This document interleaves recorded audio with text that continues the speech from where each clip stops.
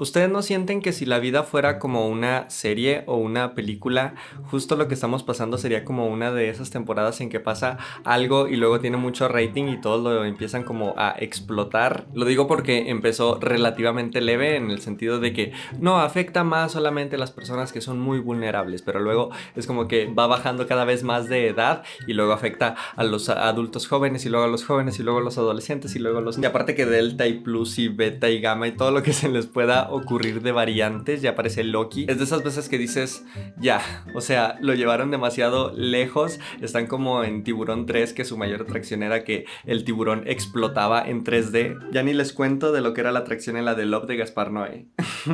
Hola.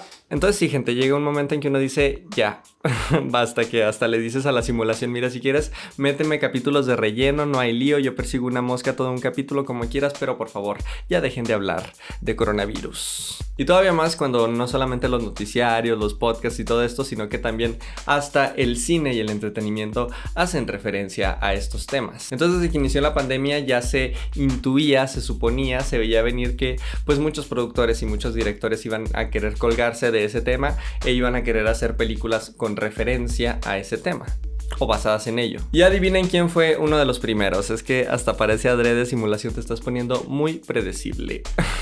Pero sí, fue nuestro queridísimo amigo Michael Bay. Pues recién nos estábamos medio enterando de cómo es que íbamos a regresar a esto llamado la nueva normalidad, mientras Michael Bay junto a otros productores ya estaban planeando una película referente al COVID-19. Y esta película se terminó llamando Songbird o Inmune en español. Y bueno, de ella vamos a estar hablando, además de mencionar algunos otros ejemplos de películas que salieron justo en medio de alguna pandemia o incluso de esta pandemia. So, let's do this!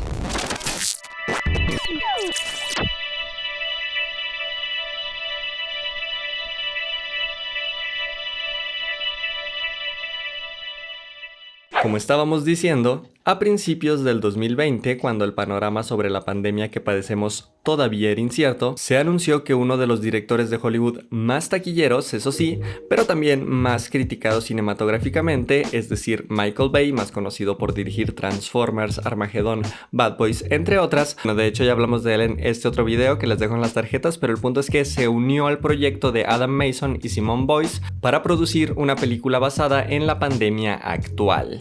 Esto obviamente a mucha gente no le gustó. Algunos dijeron que pues como que se estaban aprovechando de la situación, otros incluso los llamaron oportunistas, y nosotros aquí en la línea editorial del Mi Mente Ve solamente pensamos, ¿era necesario hacerlo?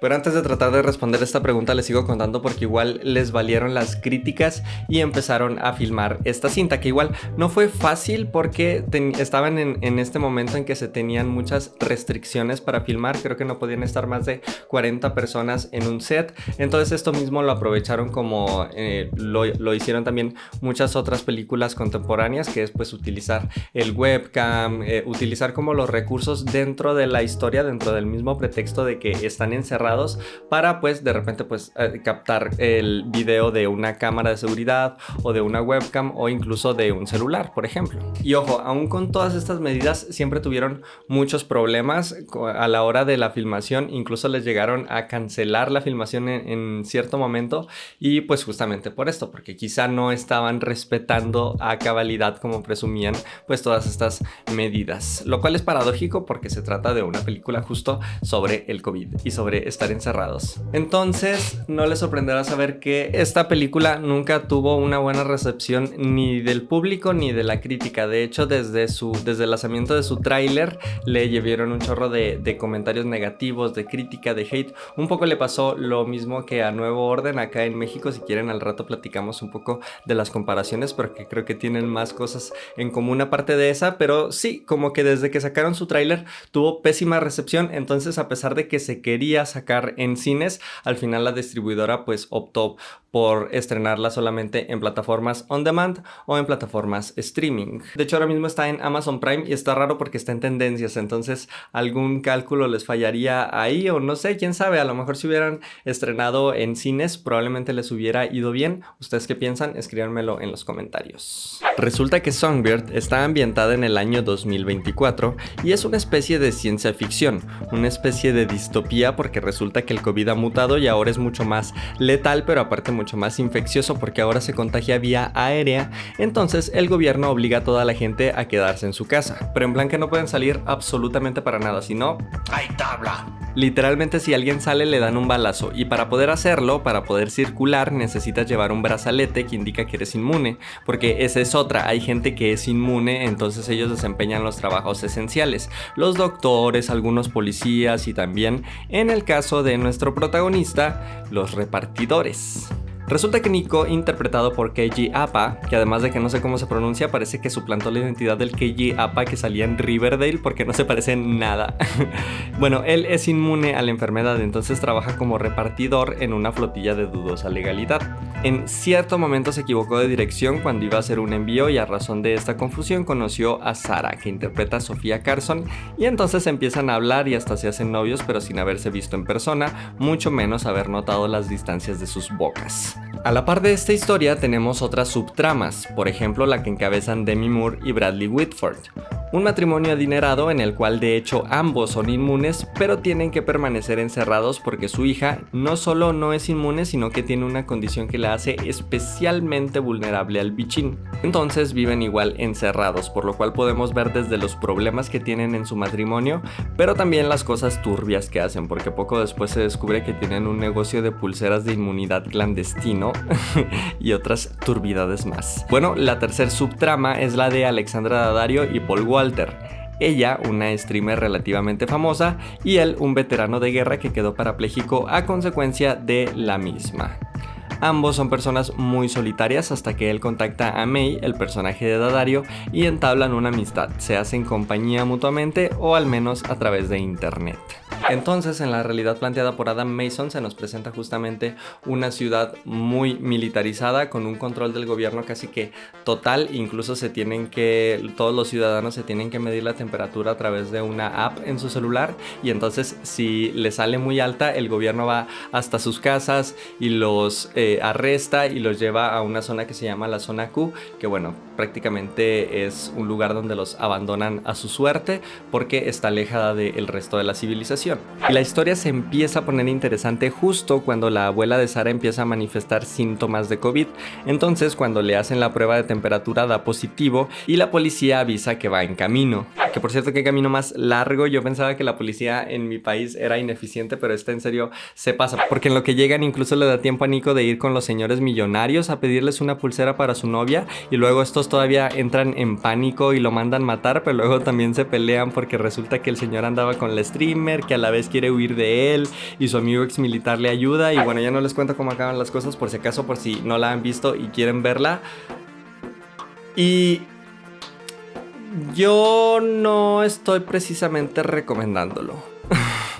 Como les decía, creo que esta película tiene muchas similitudes con Nuevo Orden, la película mexicana de Michel Franco, creo que era del año pasado o del antepasado, pero resulta que también la andaban cancelando desde que salió su tráiler por un montón de razones, entre una de ellas pues por colgarse de alguna manera de uno de estos temas sociales actuales y de esto mismo se le acusó a esta película de la cual estamos hablando hoy. Y digo lucrarse porque además creo que en el caso de ambas películas ni siquiera se tratan en sí del tema por el cual fueron canceladas. ¿Me explico? A Nuevo Orden se le canceló por hacer una caricaturización de los manifestantes y de las manifestaciones que en ese momento estaban en su auge. La cosa es que ya viendo la película, digo, aunque no es la mejor película del mismo director y ni siquiera hablemos de las películas mexicanas que salieron más o menos en ese año, pero te das cuenta que realmente lo problemático por lo que cancelaron esta película cuando salió el tráiler es si acaso una secuencia, si acaso una escena, pero que aparece al principio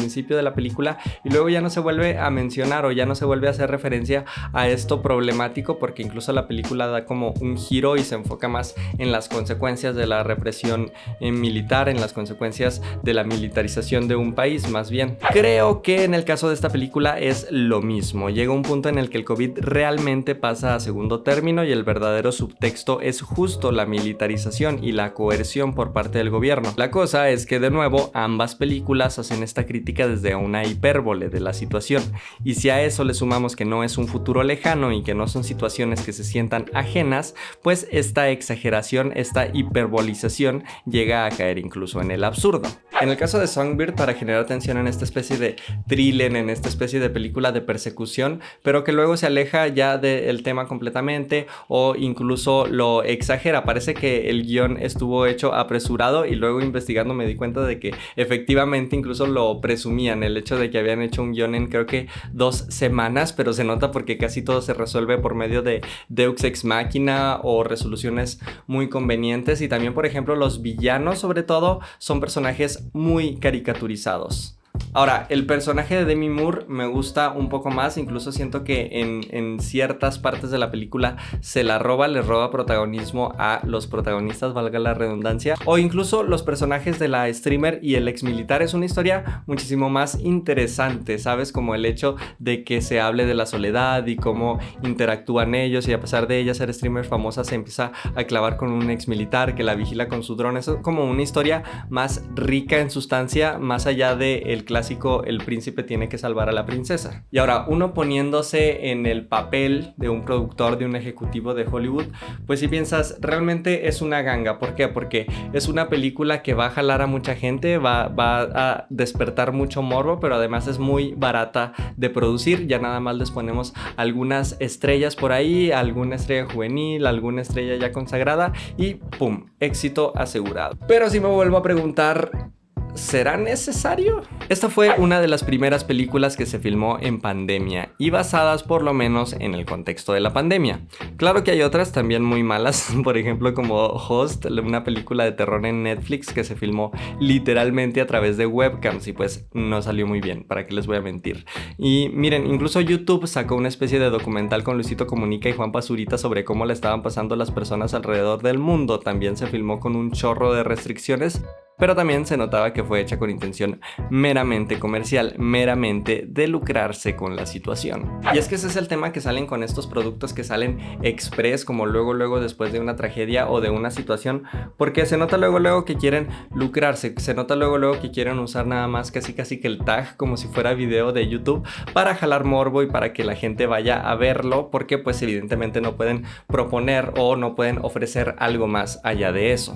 Y es odioso cuando pasa esto, no se los voy a negar, pero en sí creo que en esencia no es malo hacer un producto, un video, una película o una canción en el contexto de una situación actual, más concretamente de una pandemia o incluso de otras pandemias, porque ejemplos sobran. Después de la pandemia del 2010 de la influenza, sacaron una película llamada Contagio, con Gwyneth Paltrow, Kate Winslet, etc. Y digo, no es la gran película, pero es entretenida y además estuvo asesorada por médicos especializados justo para dejar el mensaje implícito de que en cualquier momento podía llegar otra pandemia. Pero que les digo, no se nos da eso de hacer caso, ¿verdad?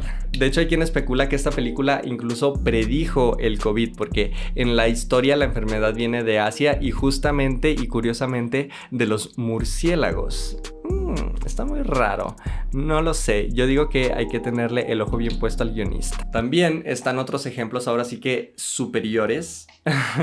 No se crean, bueno, superiores según yo y según mi gusto, porque una de mis películas favoritas justamente sobre contagios, sobre encierros y todo esto es The Thing de John Carpenter, que no les voy a hablar mucho de ella en este video justamente porque ya hicimos otro video al respecto. Se los dejo en estas tarjetas, pero definitivamente vale muchísimo la pena. Es un clásico del body horror y es un clásico del cine de terror en general. Pero lo curioso es que esta película también sale en el contexto de una pandemia, porque se estaba justamente discutiendo y descubriendo todo lo referente al VIH-Sida. Entonces mucha gente pensó que era que el subtexto hacía referencia justo a eso. Entonces estamos claros en que el problema no es precisamente hacer una película sobre un contexto actual, sino el cómo se hace y bajo qué fines. De hecho, recientemente ha estado como sonando mucho en algunos festivales una película brasileña que se llama The Pink Cloud y trae más o menos ese trip porque es la historia de un chato y una chata que tienen sexo en una noche y al día siguiente se declara la pandemia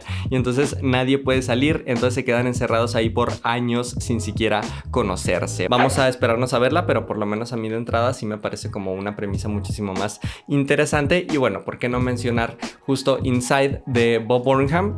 Varias personas han dicho que ha sido el mejor proyecto audiovisual sacado en la pandemia y sobre la pandemia, porque aunque no se habla mucho sobre el COVID, sí explora las consecuencias sociales, económicas, culturales y sobre todo de salud mental a raíz de estar encerrados por el tema de la pandemia. Y bueno, en respuesta a nuestra autopregunta del principio, yo no sabría decir si son necesarias estas películas, lo dudaría porque a estas alturas, en este contexto, pues muchísima gente la ha pasado mal, ¿no? Por este tema. Entonces no sé qué tan necesario sea volver a verlo en la pantalla, a menos que sea con fines artísticos, porque es lo que les iba a decir. Igual se van a seguir haciendo. Lo que pasa es que algunas se van a hacer con fines mercantiles, con fines de vender muchos boletos o de que le den muchos clics en sus plataformas streaming, pero también se van a hacer por fines artísticos, como los que les mencioné al final, porque al final de cuentas, pues todo el contexto repercute